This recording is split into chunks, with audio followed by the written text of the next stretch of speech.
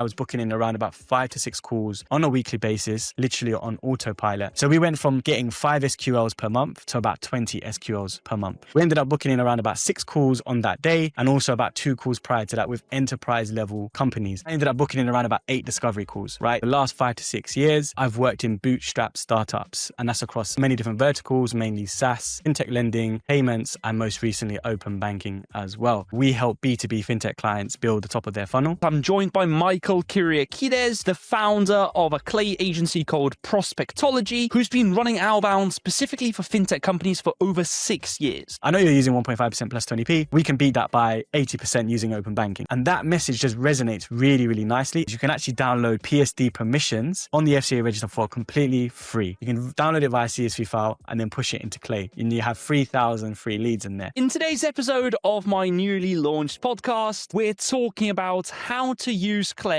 for Fintech Outbound in 2026. And more importantly, how Outbound actually works in one of the hardest, most regulated industries out there. The best part about this episode is that I'm joined by Michael Prospectology, the founder of a clay agency called Prospectology, who's been running Outbound specifically for fintech companies for over 6 years, be it selling payments, open banking, remittances, or anything of that sort. And this isn't just theory, we're going to be touching on real-world outbound systems, covering literally everything ranging from how to map out your total addressable market, what tech stack you should be using in order to be able to send personalized cold outreach, all the way through to talking about copywriting principles and best practices in order to be generating high-intent leads, be it using cold outreach, cold calling, video prospecting, or anything in between. As you can see down below, I've added timestamps to this video, so you can just simply jump around, and anything that we reference, guides, tools, frameworks, will all be linked as the top link in the description down below. I spent half an hour putting it together, including an exclusive free training resource that you probably have not seen just yet. With that said, let's jump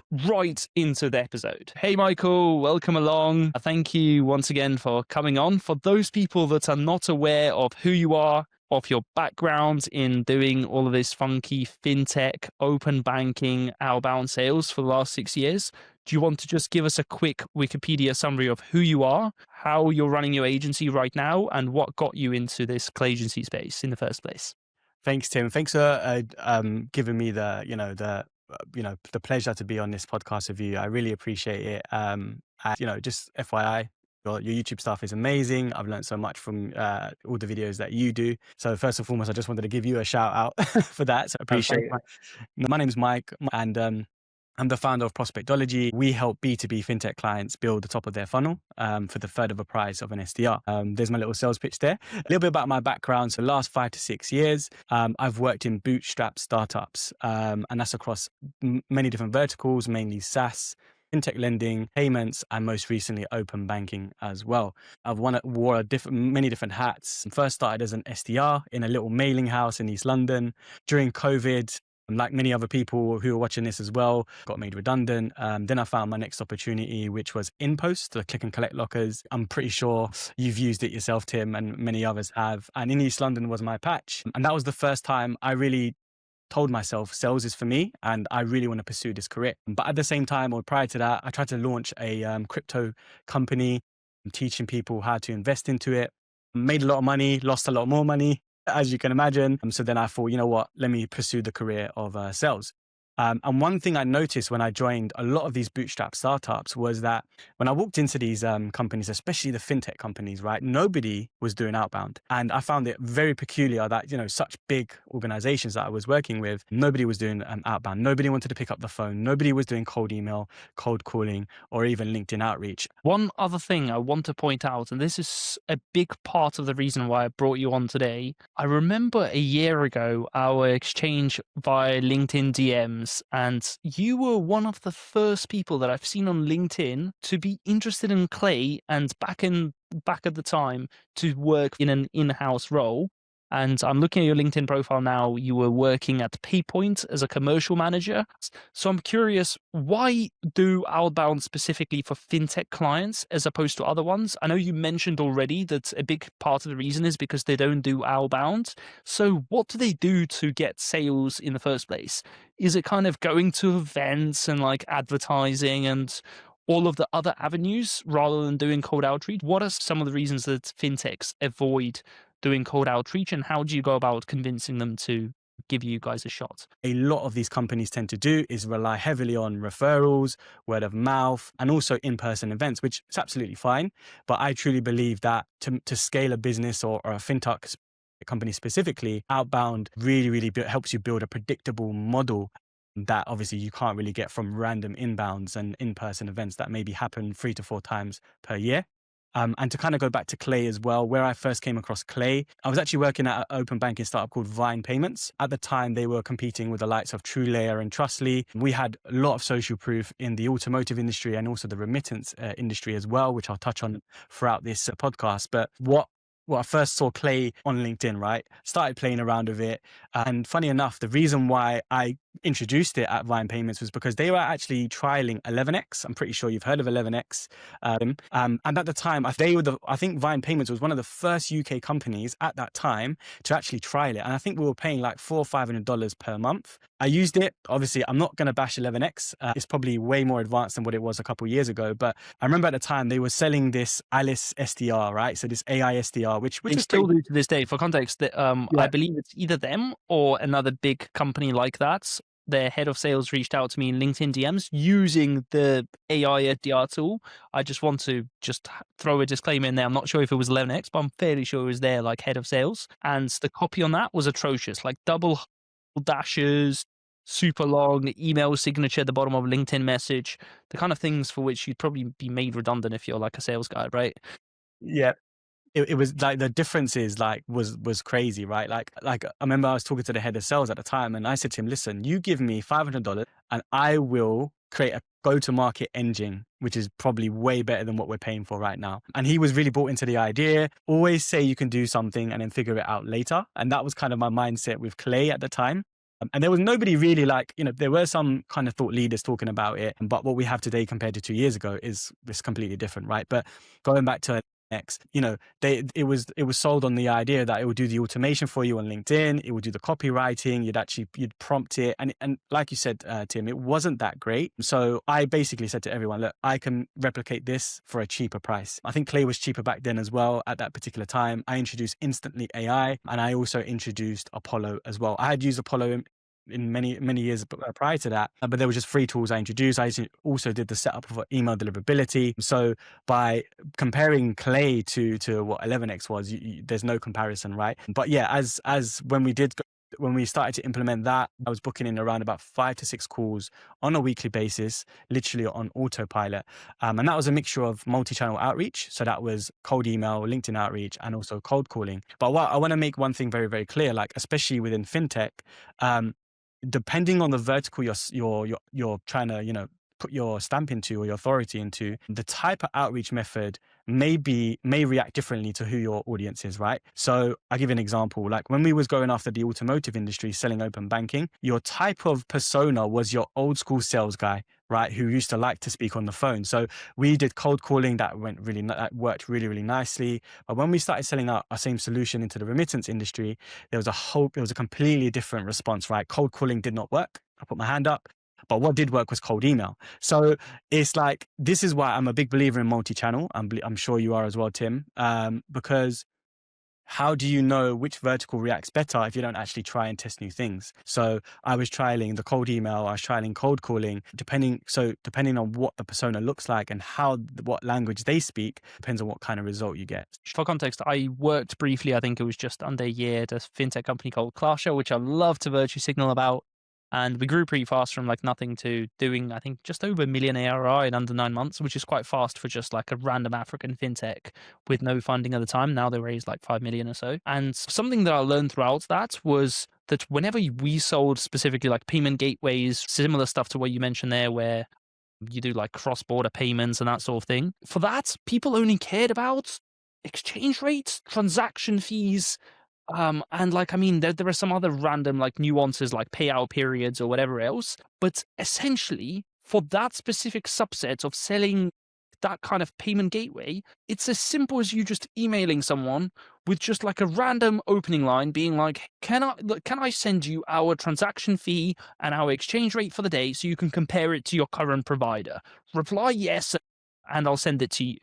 And this is literally what got me hyped throughout the first like year of working there. And then after that, I got recruited and placed into another company with, a comfier compensation package. The main question there is, what are some of those different subsets of the fintech space? So be it crypto, open banking, remittances, even gateways, like what are some of these subsets, which I'm sure you're an expert of? And what are some of these things that you really need to stress in the copywriting and in the messaging for each individual one of those spaces? And don't worry if for anyone that's like watching this or listening to this right now, I will also add this to the guide, which will be top link in the description down below, which you can get in return for your email address, of course.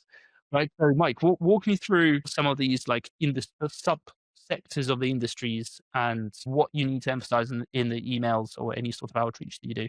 The simple answer is speed, price, and compliance. And so they're the three things that a lot of these fintech guys, that's all they care about, right? Quite simply put. But there's a bit of nuance to it, right? Because you can't just go in talking about price or we can be cheaper than what you currently got today when you don't actually know who they're using. So what we was doing, especially at Vine Payments, what I was doing when I was doing the orchestration of the Clay workflows was we was using Wappalyzer, we was using BuiltWith to go ahead and actually find what payment option they were using at checkout. Now, a lot of fintech companies or a lot of companies today, they would leverage PayPal, Stripe, and many other like Adyen's, for example, or many different payment solutions. Now, I know from my knowledge of being an expert in fintech that Stripe are very expensive, right? So they charge 1.5% plus 20p. If you're a merchant and you're selling hundreds and hundreds of, if not thousands of goods every month, that starts to become very, very costly. Now, if I know what they're using checkout from a merchant perspective, I can then use that in the messaging and say, hey, I know you're using 1.5% plus 20p. We can beat that by, I don't know, 80% using open banking, right? And that message just resonates really, really nicely, especially when I talk about the remittance industry, because a lot of these remittance companies are working on thin margins, right? So they're not making a lot of money on the transaction fees that their consumers when they're remitting money around the world. So open banking worked beautifully in that scenario there. So by simply identifying what they're currently using and how we can actually undercut them by X amount of money, just worked a treat. And that goes for the e-commerce industry as well, especially when selling open banking.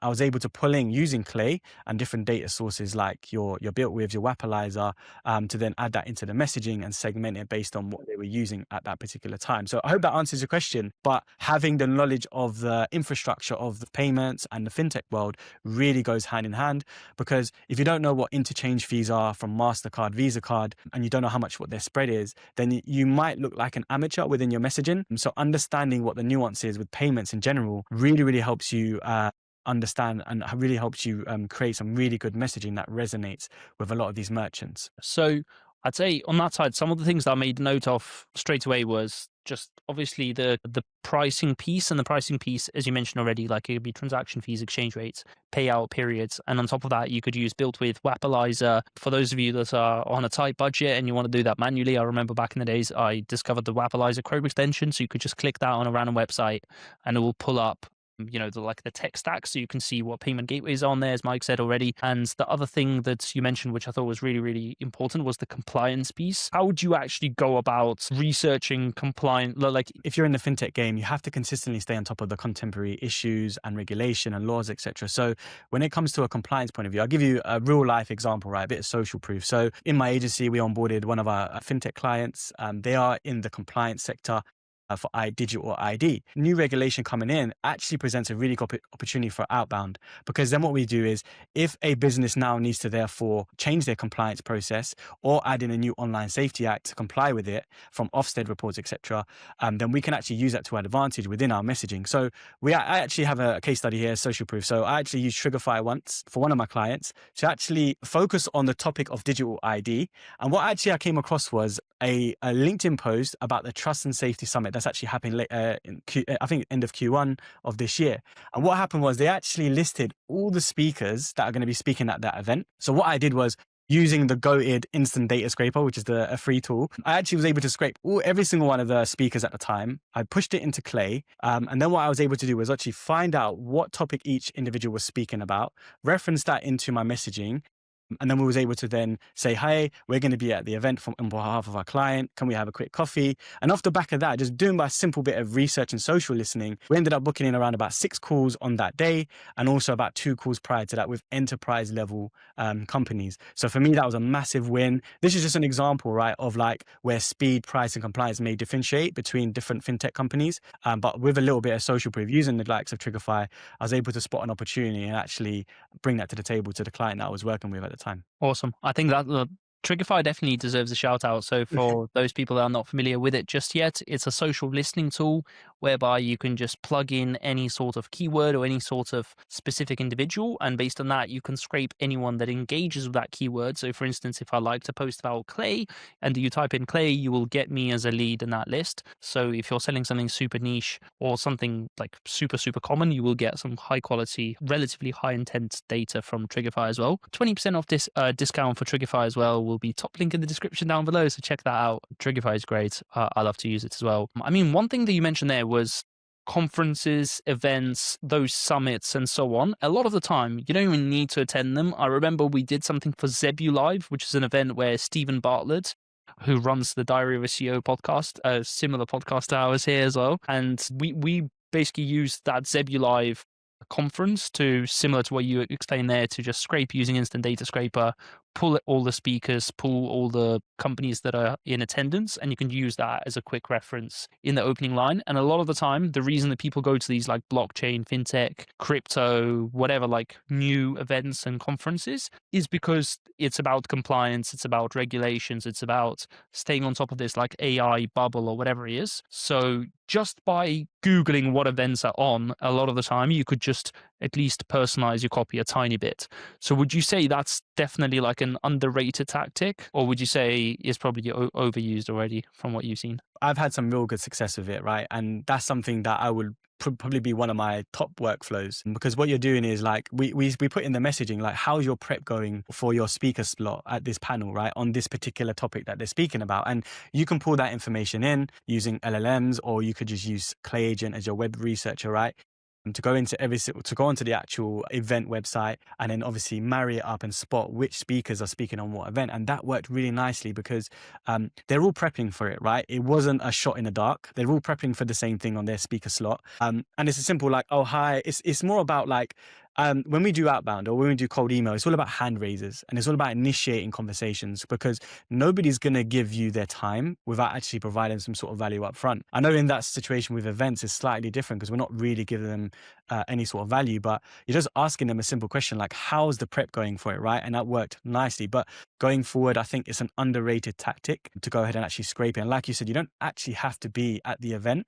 You can scrape prior or post event as well, because you pretty much know that they attended, right? Because they say they're going to be there. So there's a lot of relevancy if you can resonate with that individual within your messaging. And it could be a simple thing. And I think one thing that I noticed as well, especially with a lot of Clay workflows, is that people tend to overcomplicate things, right? They think they need to have everything over personalized. They need to speak about X, Y, Z, even mention their dog name. I've seen that crazy stuff there as well. But yeah, just keep it simple. And as long as you can resonate with the individual, provide some sort of value, all you need to do is have a hand raiser and initiate a conversation. That's what I would say. Yeah, could you give me an example of just like a high level email? And by the way, I'll send you in the follow up to this, I'll request a couple of like example emails that we can just blur out that you sent on behalf of your clients, just to show what good outreach copy looks like. I've created a file myself where I've got like 50 or 60 positive replies, but it's just tiring for me to learn how to blur the images and how to do that all the time, because I always have to like ask ChatGPT how to do it because I forget every time. But anyway, so I assume you can send across some positive reply examples, but could you give me like a sample email right now? Just either read it off the bat or just completely improvise and just make it up on the spot. Yeah, No, 100%. Yeah, let's use the example of the of like a merchant using Stripe at checkout, right? Say to him, I notice you're using Stripe at checkout. 1.5% plus 20p becomes very costly after a few hundred transactions. We're using open banking. We can help you save up to 80% on your transaction fees. Here's a similar case study that we used for XYZ company, and they were ended up saving £10,000 per month on processing fees. Can I send you the case study, right? It's all about the hand raisers. For me, it's about adding some sort of value up front. Maybe they want to see the case study, maybe they don't. But in that scenario there, it's all about kind of identifying what payment processor they're using, which let's say it's Stripe. And then in that same messaging, we can also mention, okay, we can help you save X amount. Remember, we're talking about fintech now, right? So speed, price, compliance is what I kind of go by. And then obviously mentioning, obviously we've helped this similar company in a similar vertical save X amount of money because that's what they care about. Do you want to see the case study for yourself? And you get some hand raisers, right? You get some people that say, yes, I want to see it. Some people are nosy. Some people may ignore it. But that has worked really nicely when it comes to positive replies. And I don't know what your experience with that is, Tim, but that's kind of one of my best ones. Yeah, to be honest, I don't know where I stand on the whole like begging for a meeting and being like, hey, when works for you, right? Because everyone gets emails like that and it's just a bit too much. Recently, at the very least, the cold emails that I started replying to are all around the lead magnets. So a lot of people offering just like free audits, free samples, something of that sort. In fact, that's how I found like some YouTube editors, thumbnail designers, absolutely random people that's otherwise I would not have had the pleasure of working with now. So that for sure works. One other thing I'll add later on to the guide, which will be in the resource below, is this page of the ebook. And an ebook is something that I'm working on. I'll probably release it towards the end of this quarter because I spent like 6 months putting it together. But this is very similar to like, this is like a random email that we sent out to plumbing businesses. And this was like a huge mass blast that we were sending out at a lot of leads. And it follows a very similar structure. And like if you look at the template here, uses the example here of like, hey, you're at a vending machine, you see Diet Coke, 3 options, $0, $1, $1.50 for a can. What would you choose? 0, right? Then why are you overpaying Stripe 1% in international processing fees when you can be paying nothing, right? And all of this is used to pre-train like a custom GPT. So when a client onboards with us, we basically just plug in all of their details and it comes up with some funky copy like this one over here. And in this case, we were selling to plumbing businesses a CRM solution and we basically just tailored it to this business where it was like, hey, Brian, you're at Home Depot, you see 3 pipe wrenches, one costs $10, another $25, and the third $50. Which one would you buy? The one that gets the job done for less, right? So I overpay for a CRM. And you get the idea, like it's super, super easy to translate it from this stagnant template into whatever vertical you're selling into. But I would imagine that this template works the best if you try it on any sort of financial services, fintech startups. And one thing that I really, really wanted to cover is in a hypothetical scenario where you come into some sort of fintech company, and if we are to just solidify and clarify like a 5-step outbound process, assuming that the first step is to map out the total addressable market, how do you go about finding the total addressable market, assuming that their target audience hangs out on LinkedIn? So what are your go-to tools for that? Do you use Apollo? Do you use LinkedIn Sales Navigator? What do you recommend for, if their ICP is present on LinkedIn? So if they're present on LinkedIn, so we scrape multiple different sources inside of Clay, right? So we use Clay's native function. We use that. We would use Apollo. We would also use Prospeo. They have version 2 now as well, so you can do list building inside of Prospeo. And then we would also use Company Enrich. So Company Enrich essentially is like an Ocean.io where you can input URLs of companies, similar companies, and then it will lead generate companies based on that filter.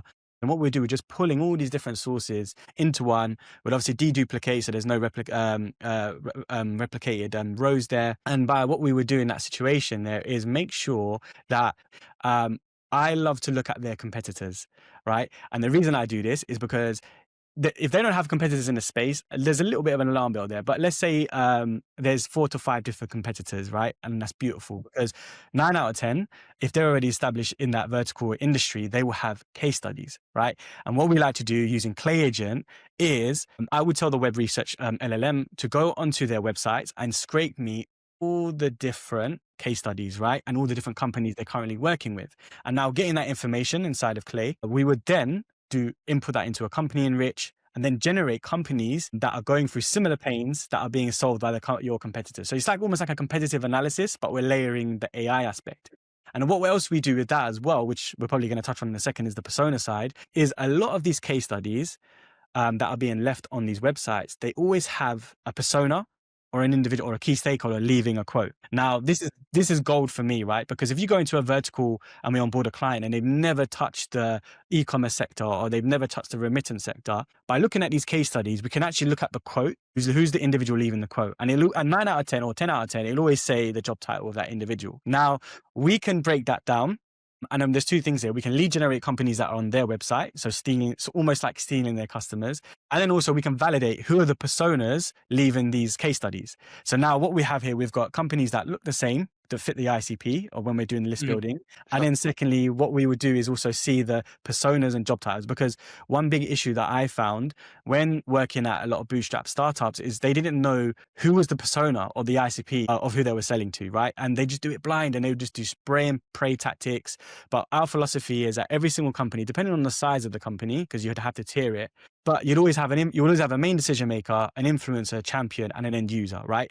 And in all these four scenarios, you actually have to do a lot of discovery to find out who they are, right? But by using that case study scenario, we can validate who's the actual individual we need to look for. So if it's a head of e-commerce or if it's a head of payments leaving a quote, when we do our list building, we need to now look for head of payments or head of e-commerce to then sell to.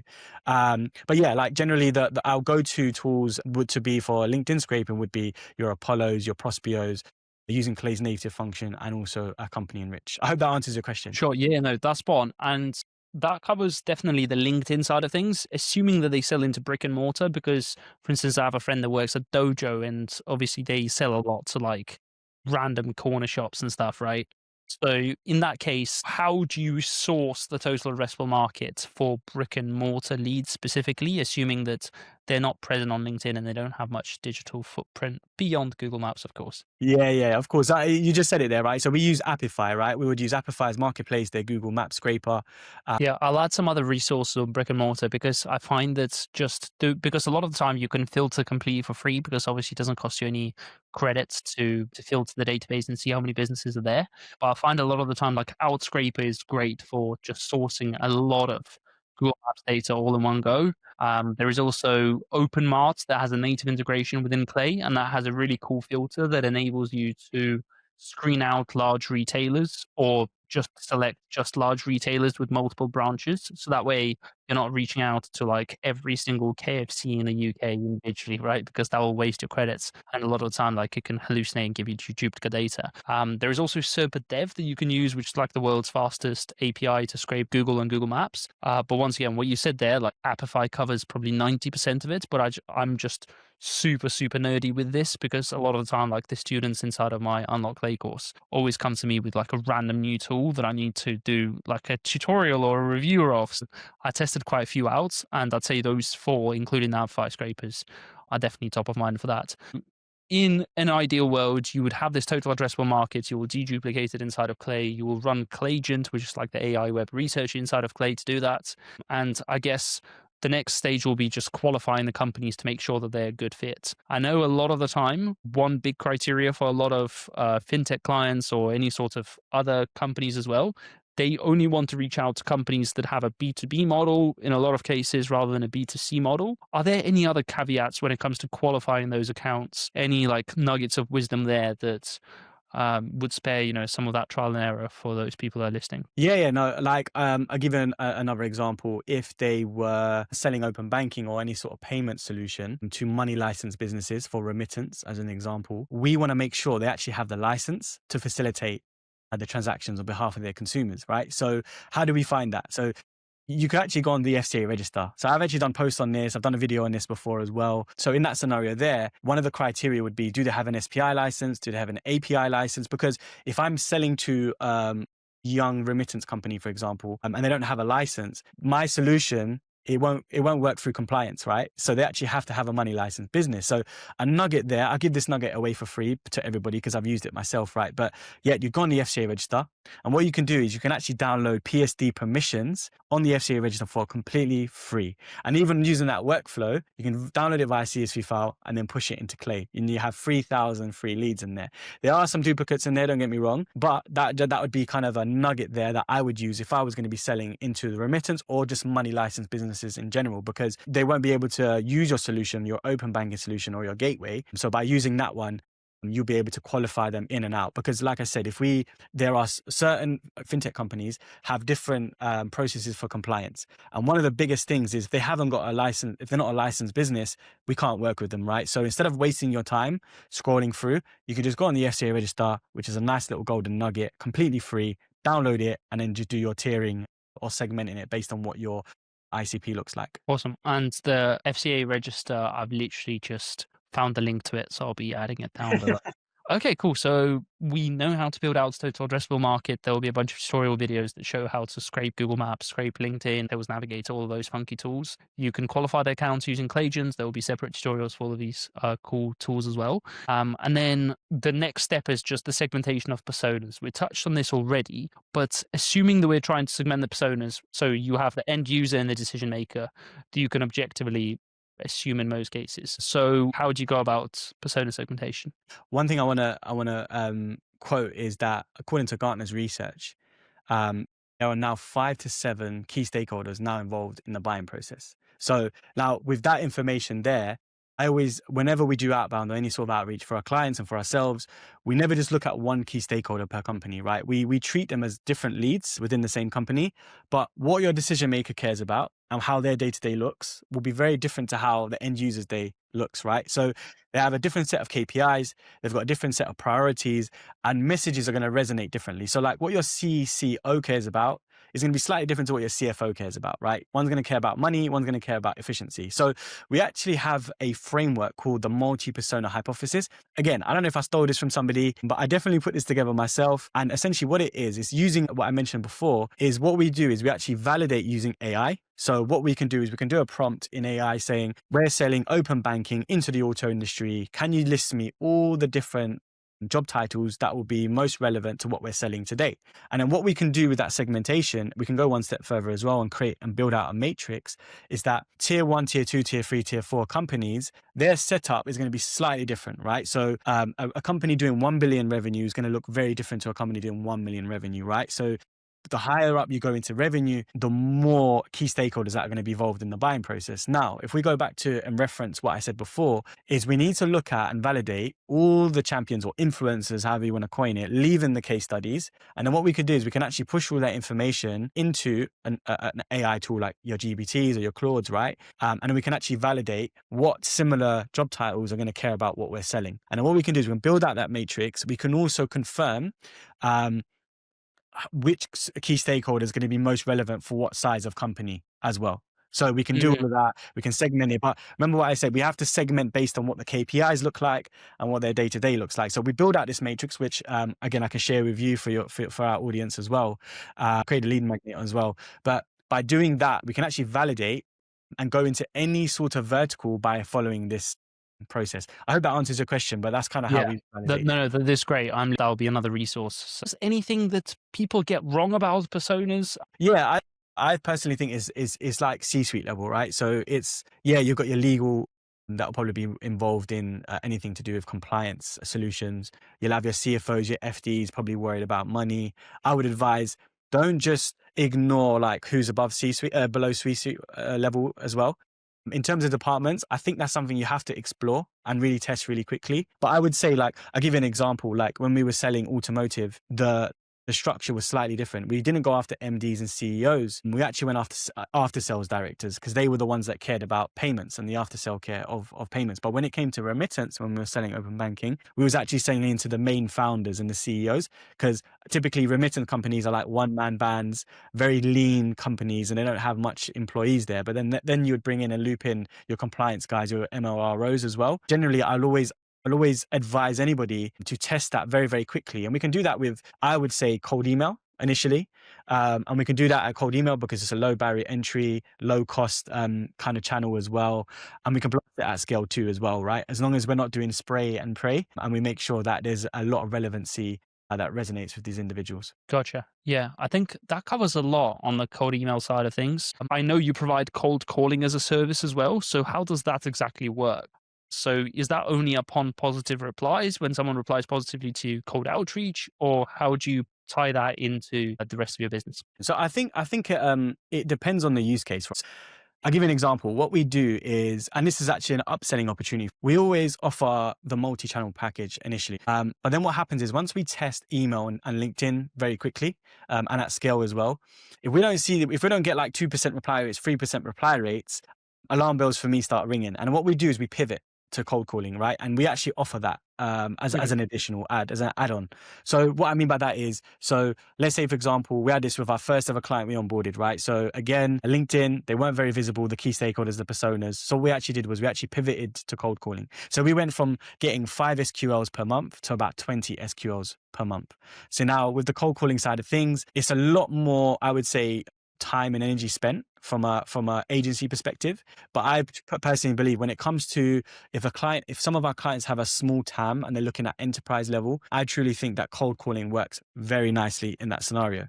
So with that cold calling situation there, we're able to like really qualify in and out quickly as well on the phones. We use the likes of Prospio, we use Better Contact to source these mobile numbers, right? And we use permission-based openers. So with the permission-based openers, it's like you show these prospects, you actually respect their time. So it's like, hi Tim, this is a cold call, called you out of the blue.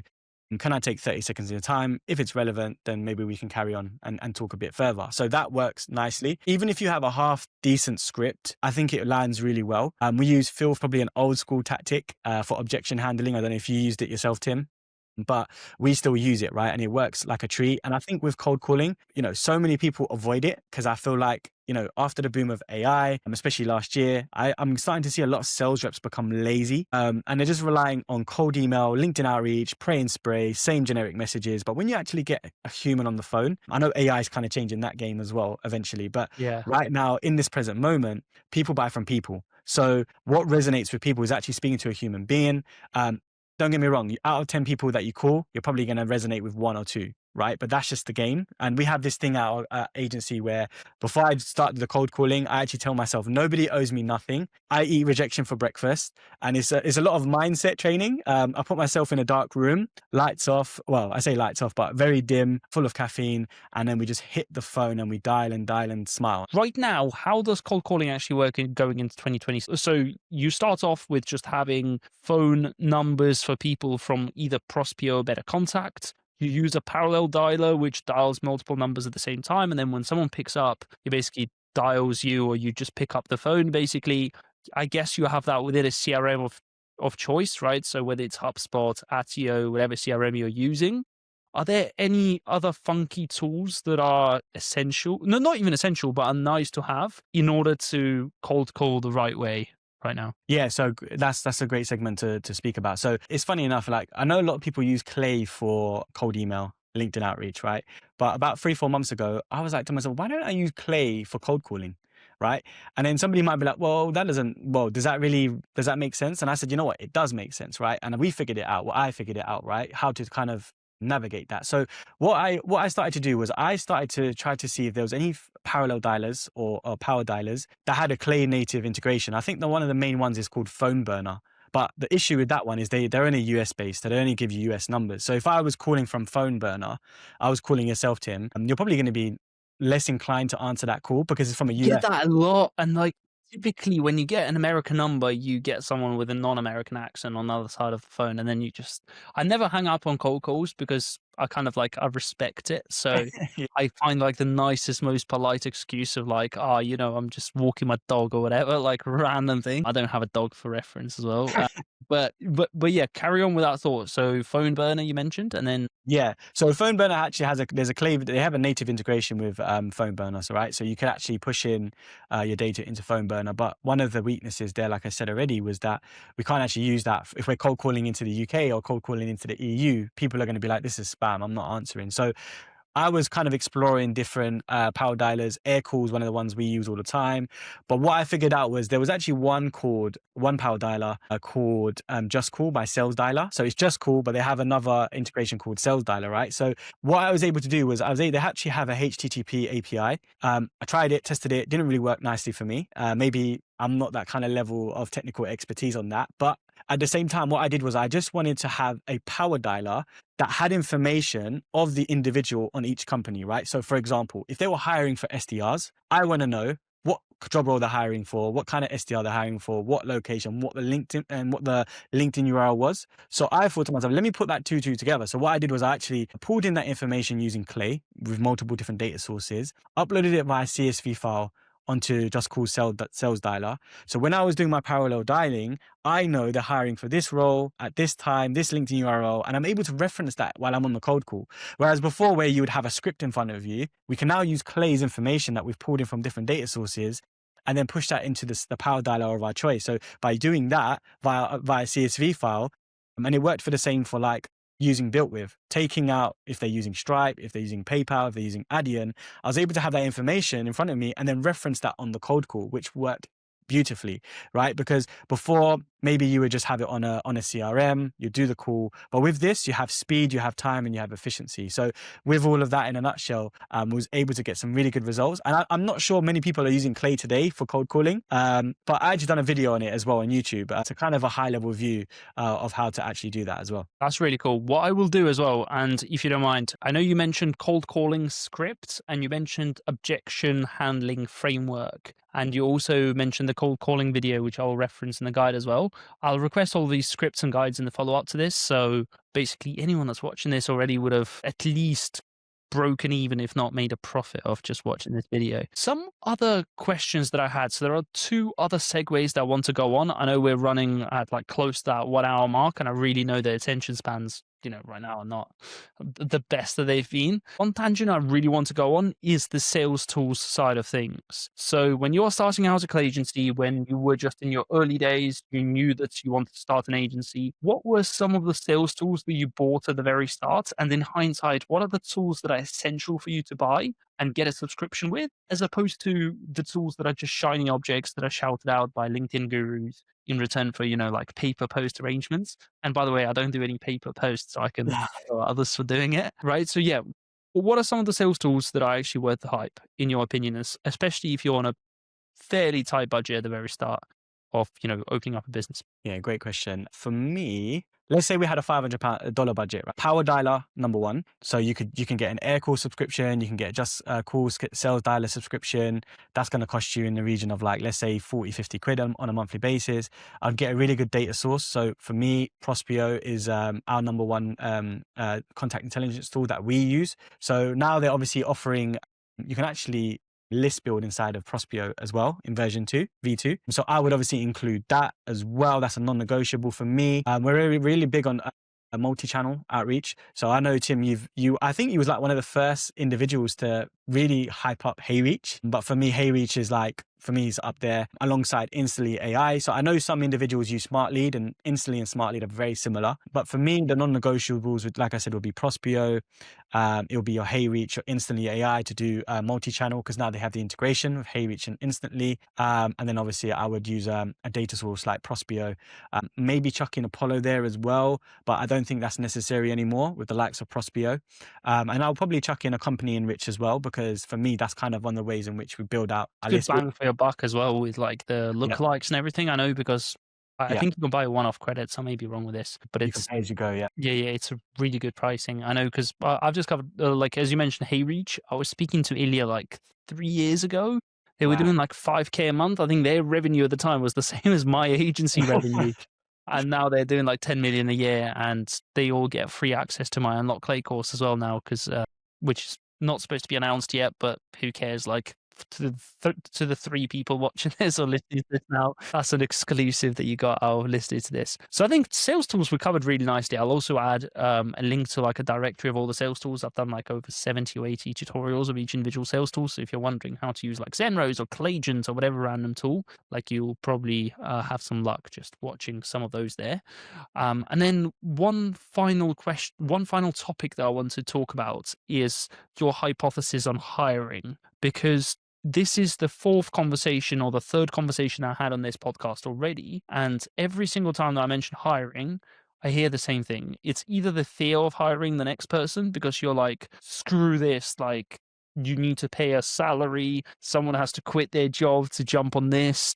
It's expensive, you're going to make mistakes, you're probably not going to hire the right people. You know, the typical challenges with hiring. How would you approach hiring going forward? Who is your first hire? Who's your second hire? Who's your third hire? Yeah, what's your hypothesis or yeah, on So the analogy is like as a football pitch, right? So these are my next 3 hires. So my next 3 hires are going to be an SDR, a go-to-market engineer, but the name is I wouldn't call it a go-to-market engineer, but let's say we call it a go-to-market engineer for now.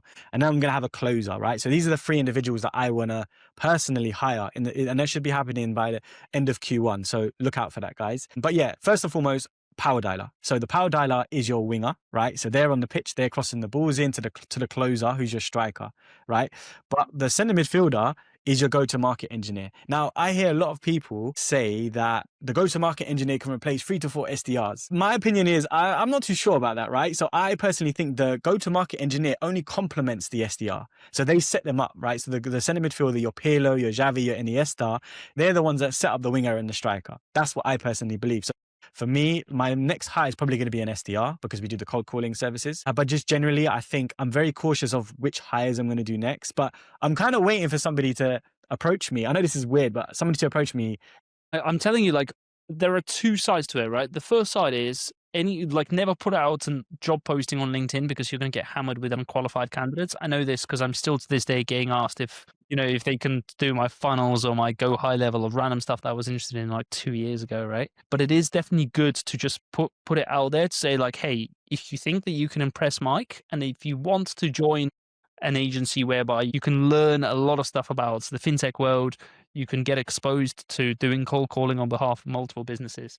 I think that's a great opportunity. Same for like the central midfield equivalent, right? And if you can show off and flex your like football knowledge within that, I'm sure you could get like your email or LinkedIn message to even be opened. I think that's good. Other 2 hires that I had in mind as well. So everything that you said, I think is spot on. For me personally, I haven't really done much cold calling before. Like I was always lucky to be hiding behind a keyboard, just typing away the emails and LinkedIn messages. But other hires that I think are super, super important and the kind of hires that I've seen all the bigger agencies that are like fastest growing right now hire, like your goalkeeper equivalent is going to be your customer success because they protect your time against all the clients. And I found this, I hired Marco from Belkins, which is a huge like lead generation agency. He's insane when it comes to just managing client expectations, making sure that every deliverable is done, or at the very least, like our fulfillment team knows that it exists, right? And it's just that protection of your time. So the goalkeeper is quite important. And then the center back, your central defender, if you will, I would say that's the automations and processes person. So nowadays you can get really, really affordable talent offshore. You can probably get it in the UK or within the UK. I found a lot of success hiring from Pakistan specifically, and specifically hiring like insane talent that knows N8N, make Webflow, Clay. Like, they basically know absolutely everything. The challenge comes with a bit more of the business acumen. So you need to understand where, the line lies there. But once again, if you can get that, like that will be a solid 5-a-side team, put it that way, right? You have a great goalkeeper, you have a great centre mid. Like, I think that's all it takes realistically. And in hindsight, I've made a lot of mistakes. Like, I basically ended up having a go-to-market engineer, customer success, systems and automations person as well. So that's all it takes. And then on top of that, like, I think funnels are quite important. So you may want to have someone for social media funnels and all of that stuff. But once again, it depends on your business priorities. But I think that's definitely a solid squad over there. One thing I would say is that I truly believe that 2026 is going to be the hardest year ever to stand out in crowded, noisy inboxes. So I personally believe, especially this year, the way to kind of get in front of your ICP and persona is the human touch points, right? The human stuff, the cold calling, your LinkedIn voice messages, your video messaging, and all of the things that actually people buy from people.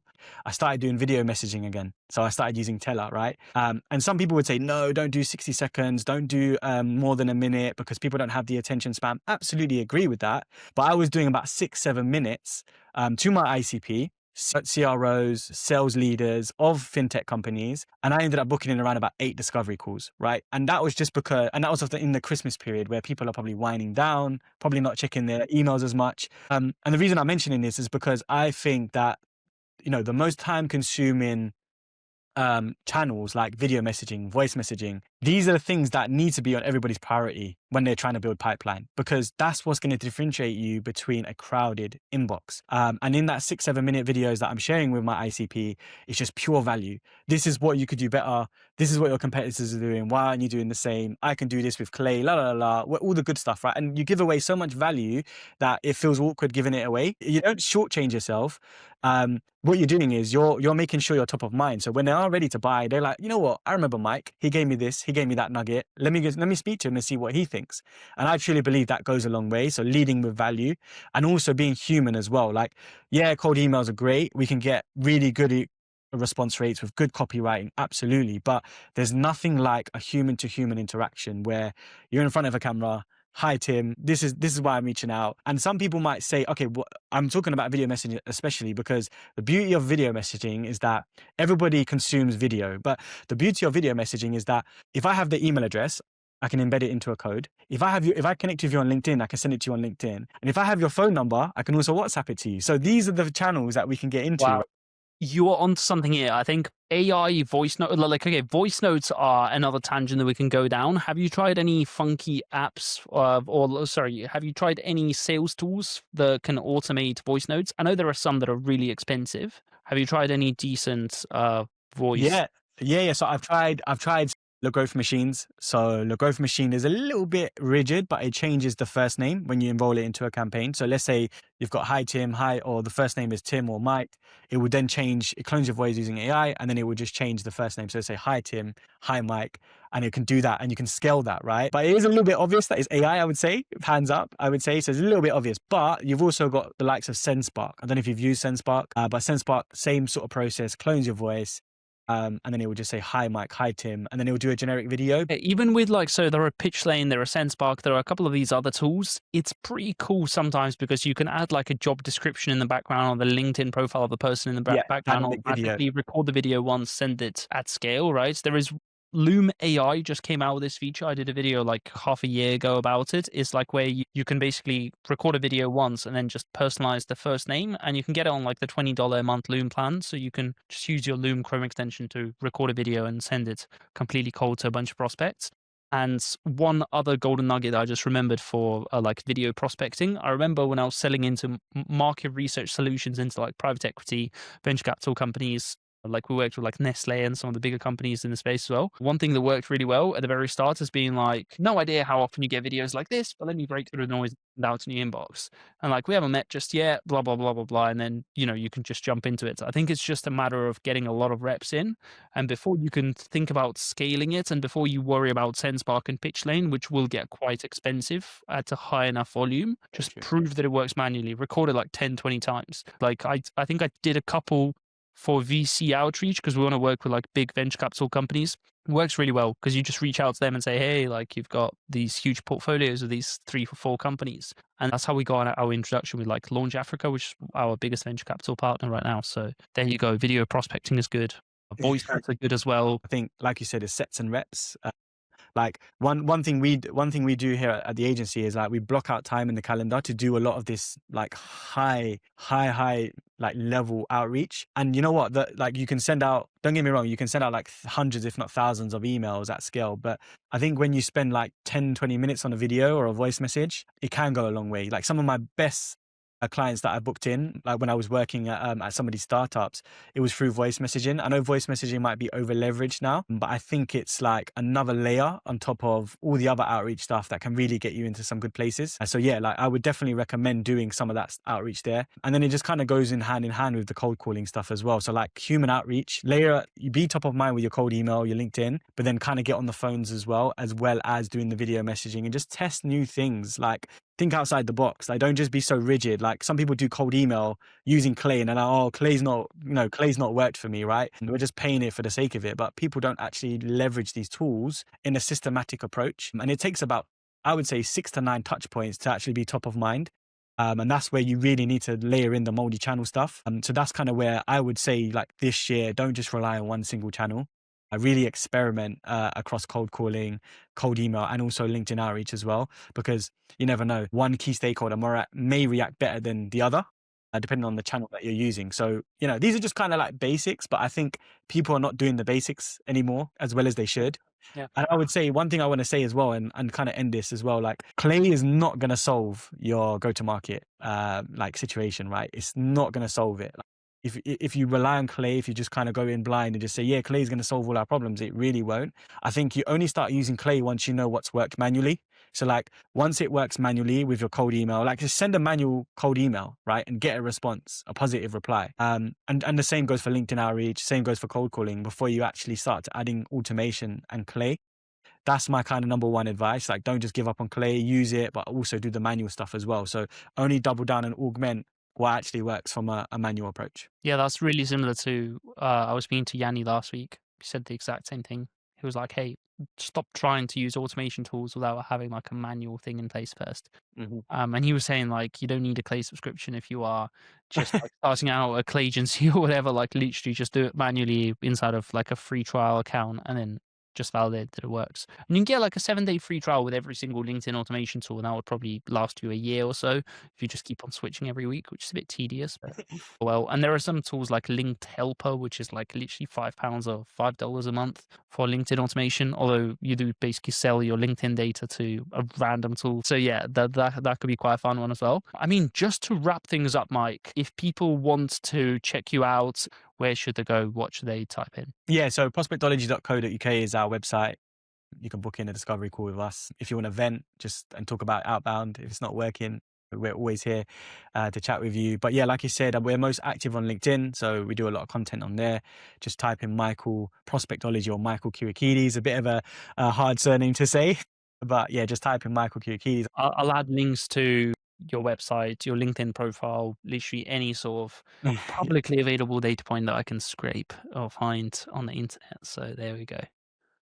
Awesome. Thanks so much, Mike, for coming on. This is great. Oh, thank you so much, Tim, for the time. Before you go, first of all, a massive thank you for making it to the end of this episode. If you enjoyed this conversation, let me know who else you want me to interview next, be it Clay agency owners, GTM engineers, or operators that work for some of the biggest and most powerful Clay agencies in the world. If you tag them, I guarantee you that I will try to cold call them, I will try to email them, I will try to LinkedIn message them, anything to get them to come on this podcast and to chat to me. Also, just pinky promise me to double check that you're subscribed to this channel already. As you know, this episode is a part of a wider series where I interview some of the most interesting creators in the Clay ecosystem. And finally, of course, if you do want to go a bit deeper, the top link in the description is a free guide that puts together all the tools, all the frameworks, all the examples that we referenced throughout this episode. And the best part, if you want to learn Clay from beginner level all the way through to intermediate level, either to implement it for yourself or on behalf of your clients, I've also included a 2-hour, yes, 2-hour free Clay crash course that walks through the foundations of Clay step by step. Other than that, thank you so much for watching. Drop a like if this was useful, and I'll see you in the next episode.